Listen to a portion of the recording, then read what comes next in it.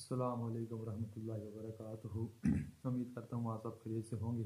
میں ہوں عباس خان اور آپ دیکھ رہے ہیں یوٹیوب چینل فیس بک پیج عباس خان آفیشیل۔ آج آپ کی خدمت میں ایک نئی ویڈیو کے ساتھ حاضر ہوا ہوں۔ امید کرتا ہوں آپ سب کو یہ ویڈیو پسند آئے گی۔ ویڈیو شروع کرنے سے پہلے ایک دو گزارشات ہیں، وہ آپ کے ساتھ شیئر کرتے چلوں۔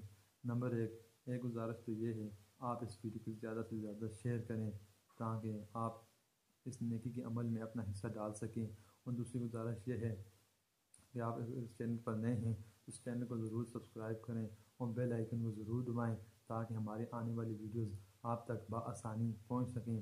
آج کا جو ہمارا ٹاپک ہے، فضائل اعمال میں سے واقعہ نمبر 2 میں آپ کی خدمت میں پیش کرنا چاہوں گا۔ اللہ سے گزارش ہے مجھے ٹھیک طرح سے صحیح طرح سے پڑھنے کی توفیق عطا فرمائے اور اس کے بعد اس پر عمل کرنے اور یقین رکھنے کی توفیق عطا فرمائے۔ شروع کرتے ہیں۔ اعوذ باللہ من الشیطان الرجیم، بسم اللہ الرحمن الرحیم۔ اللہم صلی علی محمد وعلی آل محمد کما صلیت علی ابراہیم وعلی آل ابراہیم انک حمید مجید۔ اللہم بارک علی محمد وعلی آل محمد کما بارکت علی ابراہیم وعلی آل ابراہیم انک حمید مجید۔ قصہ حضرت انس رضی اللہ تعالیٰ عنہ بن نضر کی شہادت کا۔ حضرت انس بن رضی اللہ تعالیٰ عنہ نضر ایک صحابی تھے جو بدر کی لڑائی میں شریک نہیں ہو سکے تھے۔ ان کو اس چیز کا صدمہ تھا، اس پر اپنے نفس کو ملامت کرتے تھے کہ اسلام کی پہلی عظیم الشان لڑائی اور تو اس میں شریک نہ ہو سکا۔ اس کی تمنا تھی کہ کوئی دوسری لڑائی ہو تو حوصلے پورے کروں۔ اتفاق سے احد کی لڑائی پیش آ گئی جس میں یہ بڑی بہادری اور دلیری سے شریک ہوئے۔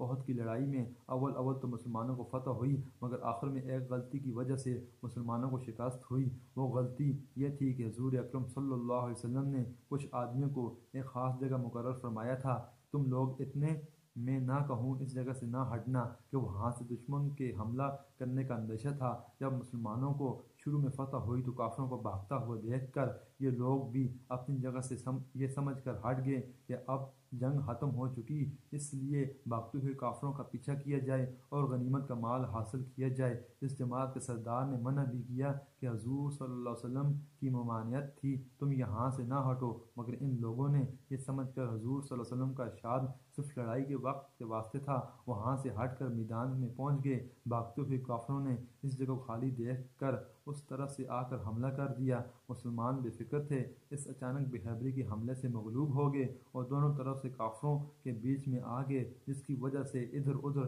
پریشان بھاگ رہے تھے۔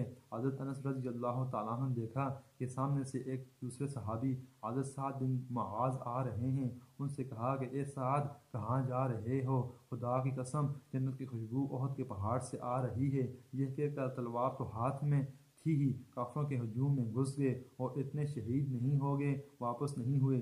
شہادت کے بعد ان کے بدن کو دیکھا گیا تو چھلنی ہو گیا تھا۔ 80 سے زائد زخم تیر اور تلوار کے بدن پر تھے۔ ان کی بہن نے انگلیوں کے پوروں سے ان کو پہچانا۔ فائدے میں لکھا ہے، جو لوگ اخلاص اور سچی طلب کے ساتھ اللہ کے کام میں لگ جاتے ہیں ان کو دنیا ہی میں جنت کا مزہ آنے لگتا ہے۔ یہ حضرت انس رضی اللہ تعالیٰ عنہ زندگی ہی میں جنت کو خوشبو سونگھ رہے ہیں۔ اگر اخلاص آدمی میں ہو جاوے تو دنیا میں ہی جنت کا مزہ آنے لگتا ہے۔ جو کہا پڑھا سن اللہ تعالیٰ اس پر عمل کرنے کی توفیق عطا فرمائے۔ جزاک اللہ۔